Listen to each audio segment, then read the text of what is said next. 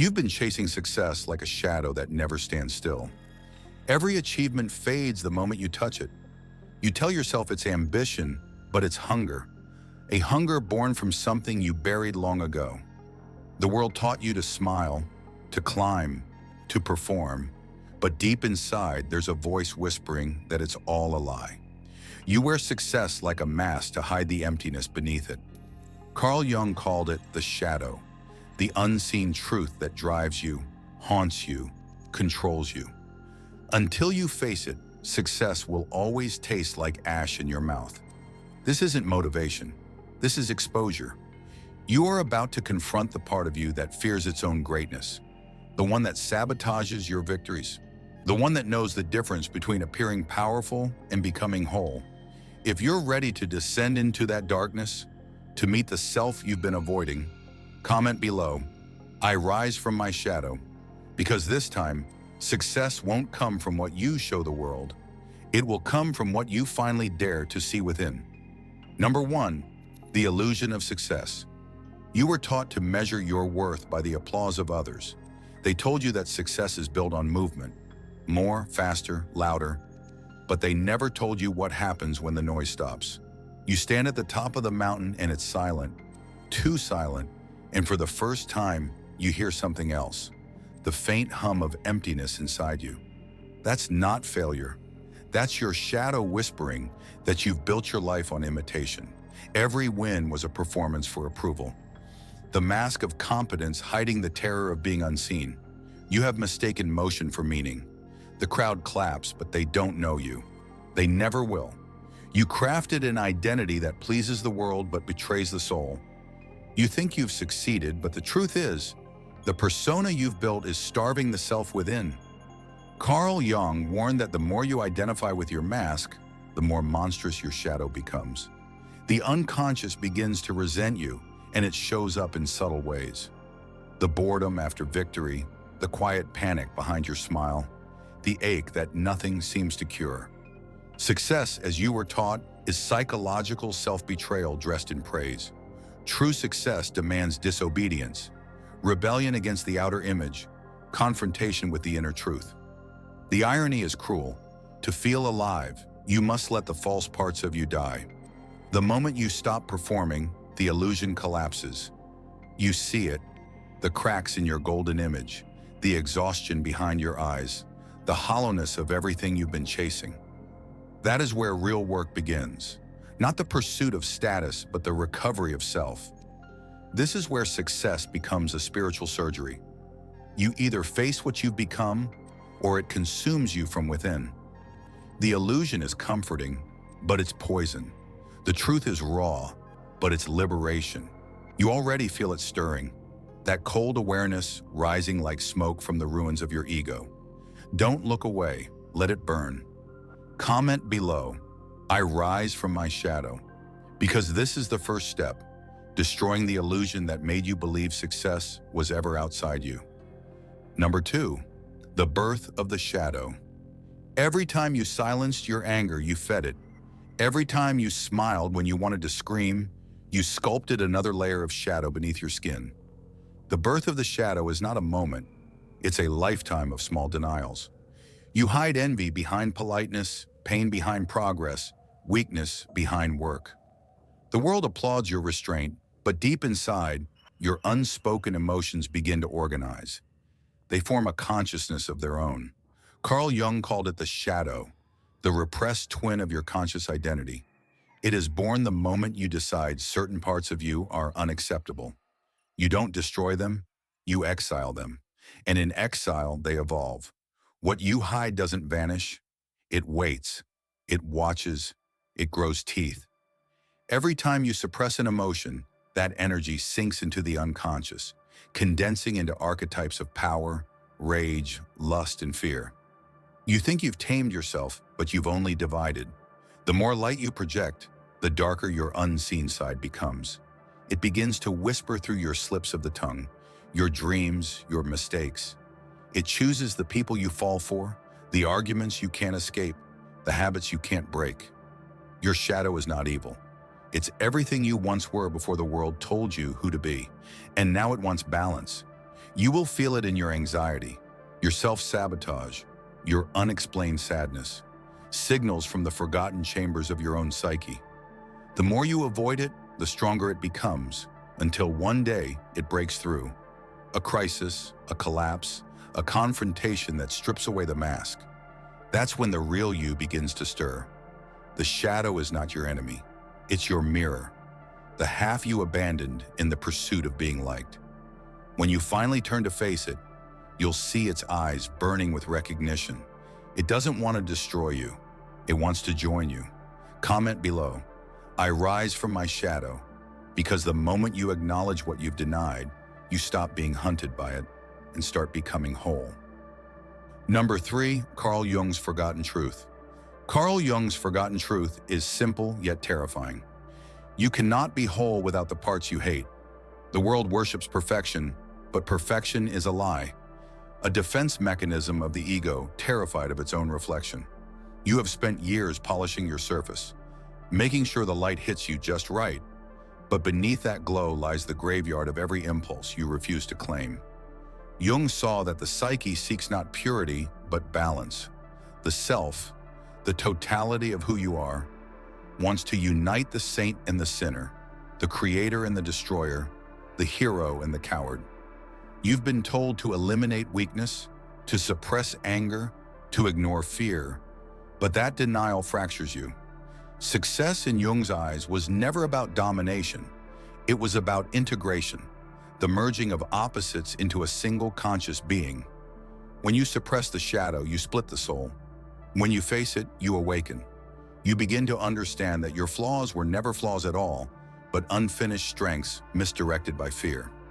The unconscious stops being a prison and becomes a partner. You begin to dream differently. Symbols appear, guiding you, warning you, healing you. That's not madness. That's communication with the deepest layer of your being. This is what Jung meant when he said, "Until you make the unconscious conscious, it will direct your life, and you will call it fate." You've been blaming the world for what your own shadow was orchestrating. The chaos wasn't punishment. It was your soul's desperate attempt to wake you up. The moment you see that, you realize success has nothing to do with achievement and everything to do with integration. You stop chasing validation and begin living with authenticity. You no longer need to prove your worth. You become it. The forgotten truth is that success is not something you gain. It's something you remember, because it was always buried within the darkness you feared. Whisper it to yourself out loud like an invocation. "I rise from my shadow." You are not here to escape who you are. You are here to unite everything you've ever been. And in that union, you become unstoppable. Number 4, the mask you wear. You've been wearing your mask for so long that you've forgotten the weight of your real face. The mask smiles even when your soul trembles. It nods in rooms that drain your spirit, agrees to things that betray your essence, laughs at jokes that carve wounds in silence. But the world loves the mask. It gets rewarded, admired, accepted, and slowly the mask begins to believe it is you. This is the persona, the facade Carl Jung warned about. The compromise between who you truly are and who the world demands you to be. Every lie you tell yourself adds another layer to it. Every unspoken truth tightens its straps. The persona keeps you safe, but suffocates you in the process. It's why you feel exhausted in peace and empty in success. You think you're protecting yourself from rejection, but you're really rejecting yourself every day. The mask is built from fear. Fear of being misunderstood, unloved, exposed. Yet ironically, it guarantees those very things, because no one can love you when they've never met the real you. You exist in fragments, constantly adjusting, constantly performing. Deep down, the shadow watches, resentful, patient, waiting. It knows the mask will eventually crack, and when it does, your suppressed self will rush in like a storm, breaking everything false that stood in its way. Jung knew that healing doesn't come from creating a better mask. It comes from tearing it off, piece by piece, until the raw, trembling face beneath can finally breathe. That's where authenticity begins. When you stop performing, you start existing. The danger is that you'll lose the approval of those who only loved your disguise. But that's not loss, it's purification. You will stand there, exposed, uncertain, but finally real. The world will call it rebellion. Jung called it individuation, the sacred rebellion of becoming whole. So let the mask fall, let the fragments scatter. Don't pick them up. They were never you. Comment below, I rise from my shadow.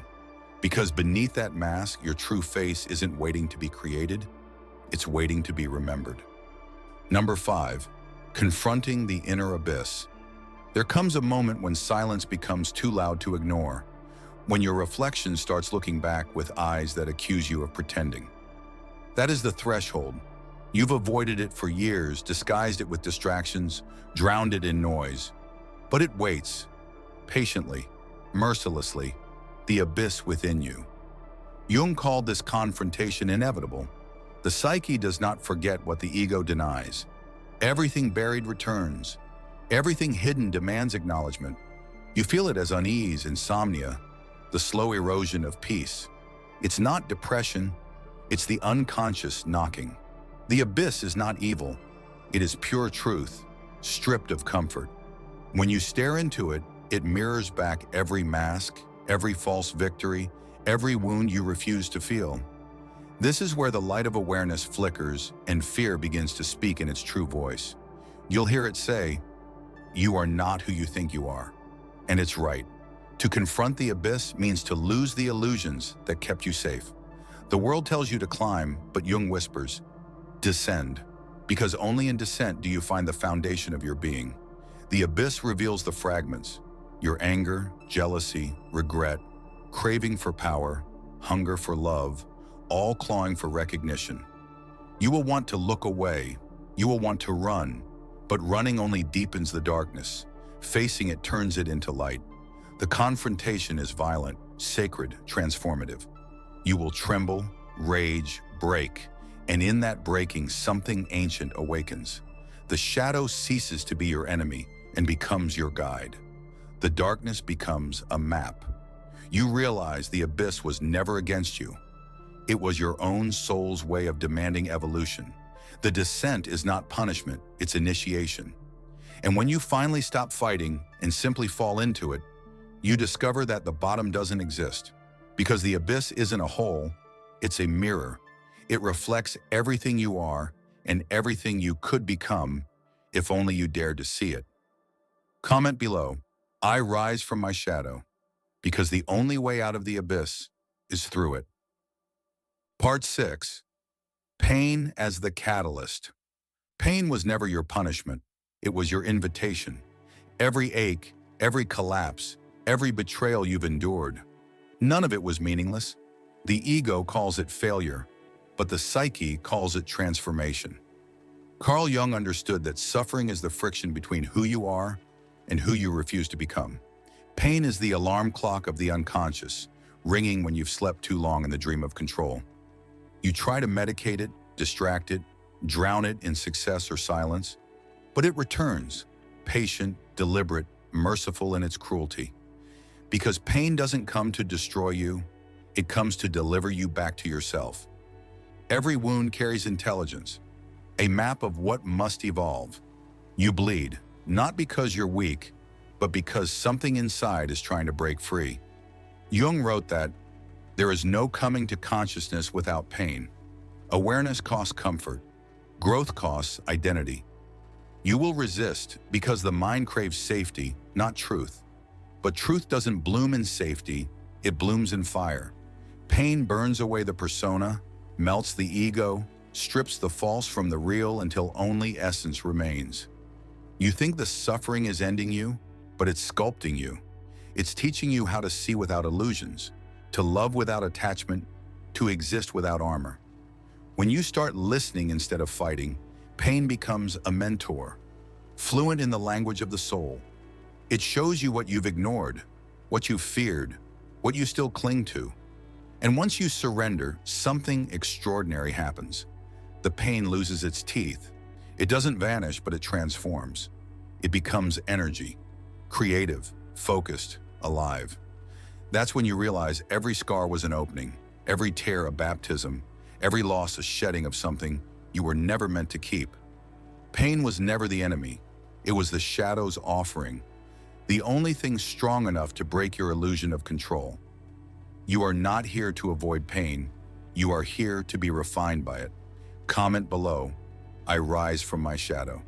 Because in the alchemy of the psyche, pain is not the fire that destroys you.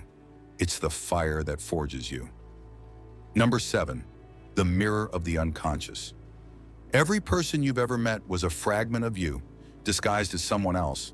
You think you see them clearly, but what you're really seeing is the film projected by your unconscious onto their face. Jung called this projection the mind's attempt to externalize what it cannot yet accept within. That's why certain people ignite rage, envy, fascination, or fear with no logical reason. They're mirrors, living reflections of your denied truth. The things you despise most in others are often the things you've buried deepest in yourself. You call them arrogant because you've exiled your own confidence. You call them cold because you've strangled your own need for boundaries. You call them selfish because you've forgotten how to protect your own energy. The world is not against you. It's revealing you. Every relationship, every conflict, every attraction is the unconscious mind speaking in code. The more you reject the reflection, the louder it gets. The more you blame, the deeper you stay asleep. Jung knew that until you own your projections, you will live in a world ruled by ghosts of your own making. Your enemies, your lovers, your critics. They're all guides pointing back toward your unfinished self. The mirror is merciless, but also miraculous. It never lies. What you see in others, you must integrate in yourself. That's how the world becomes your teacher. The moment you realize this, anger becomes understanding, and judgment transforms into compassion. The unconscious doesn't punish, it educates. The universe repeats lessons until you recognize your reflection within them. And once you do, the outer world begins to change. Not because it shifts, but because you do.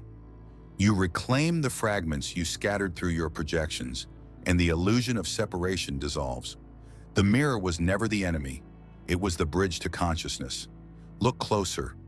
Those eyes you fear meeting are yours. That criticism you avoid hides your truth. That admiration you feel is your own light calling for recognition. Comment below, I rise from my shadow. Because the moment you see yourself in everything, everything begins to heal. Number 8, the death of the old self. At some point, the identity you've built starts to crumble beneath its own weight. You feel it, the silent implosion behind your achievements, the dissonance between who you are and who you pretend to be. This is the beginning of death, not physical death, psychological death. The end of the you that was built from survival, expectation, imitation. Jung knew that before the self can emerge, the false self must dissolve. It's not a gentle process. It feels like the universe has turned against you. Relationships end, passions fade, meaning collapses. You wake up and the world feels foreign. Even your own reflection looks like a stranger. That's the unraveling, the death of the ego's illusion of control. You resist it, cling to the fragments, beg for stability, but the psyche does not negotiate with lies. It dismantles them. You are being emptied for a reason. The old self, the one obsessed with validation, the one addicted to comfort, cannot cross into wholeness. Its death is not tragedy, it's purification. In the darkness that follows, you will grieve. You'll grieve your own name, your own story, your own mask. But beneath the ashes, something stirs, something ancient, patient, infinite. This is the self rising from beneath centuries of conditioning. Jung described it as a sacred process, individuation, becoming who you truly are, not who you were taught to be. The ego fights because it fears annihilation, but it's only transformation wearing a terrifying face. Death is not the end, it's the doorway. The more you surrender, the lighter you become. What once broke you now frees you. The collapse was never punishment, it was the initiation into authenticity. You cannot ascend while still clinging to your corpse of comfort. Burn it all. the old ambitions, the borrowed dreams, the false stability. Let the ashes scatter into the wind of awareness. Comment below, I rise from my shadow, because death is not your enemy. It is the shadow's greatest gift, the permission to be reborn. Number 9, the rise of the true self. After death comes stillness, and in that stillness, something begins to move. Not the old self clawing to return, but something purer, quieter, infinitely stronger. You've shed the masks, burned the illusions, surrendered to the abyss, and in the silence that follows, you meet what has always been waiting, the true self. It doesn't shout, it doesn't beg, it simply is. This is the point Jung called individuation, when the opposites within you merge, and the chaos that once ruled becomes harmony. You feel the difference instantly. There's no more need to impress, no more hunger for validation. You don't chase peace anymore. You are peace. The shadow you once feared now stands beside you, no longer as an adversary but as an ally, the guardian of your wholeness. Pain still visits, but it no longer possesses you. Doubt still whispers, but it no longer defines you. You've learned the rarest art, to coexist with contradiction, to be strong and tender, humble and powerful, dark and luminous. You no longer fight to control life. You allow it to unfold through you. This is power without aggression, confidence without arrogance, truth without noise. The old self was a storm. The true self is the eye within it. And from that stillness, everything begins to align. Relationships, purpose, inner direction. You stop forcing meaning and start living it. The world begins to mirror back the wholeness you now embody. Jung believed that those who integrate their shadow carry a light capable of transforming the collective unconscious. The world shifts because you have. You've become untouchable, not because you are unbreakable, but because you no longer fear being broken. Wholeness isn't perfection, it's peace with imperfection. Comment below, I rise from my shadow. Because this is the moment you stop surviving the story and start writing it. You've crossed the threshold, from the fractured human into the complete being. You are no longer seeking the light. You are the light that learned to embrace its darkness. Number 10, the final awakening. You've walked through the fire, met your shadow, buried your ego, and watched the false self dissolve. Now there is no mask left to hide behind, and no need for one. This is the stillness Jung spoke of, the moment when consciousness and unconscious merge into one clear stream. The war inside you is over. The enemy was never the darkness. It was your resistance to it. The mind you once feared has become your sanctuary. You can feel it, every breath balanced between light and shadow, every heartbeat echoing both pain and purpose. You've become what few ever dare to be, whole. There's no rush now, no noise, no desperate hunger for validation. You don't chase meaning, you radiate it. You don't search for success, you embody it. Jung's forgotten truth was never about becoming more. It was about remembering all that you already are. The unconscious no longer controls you because you've invited it home. The dreams you once feared now speak in symbols of freedom. Even your scars have changed their meaning. They're no longer wounds, but signatures of survival. This is the point where shadow turns to gold, where everything you resisted becomes fuel for creation. You've crossed from self-deception to self-possession. You don't seek to be untouchable, you simply are. Because no one can touch what has integrated its pain. The world feels different now, not because it changed, but because your perception did. You see life as it is, not as your fears painted it. That is true awakening. Perception without distortion, love without possession, power without domination. This is the psychology of real success, the kind that begins within and ripples outward. You are not a survivor of the darkness, you are its evolution. Comment below one last time, I rise from my shadow. Because this phrase is no longer a wish, it's your truth. You have risen, you have seen yourself, and now you live as what Carl Jung called the realized self, conscious, complete, unafraid.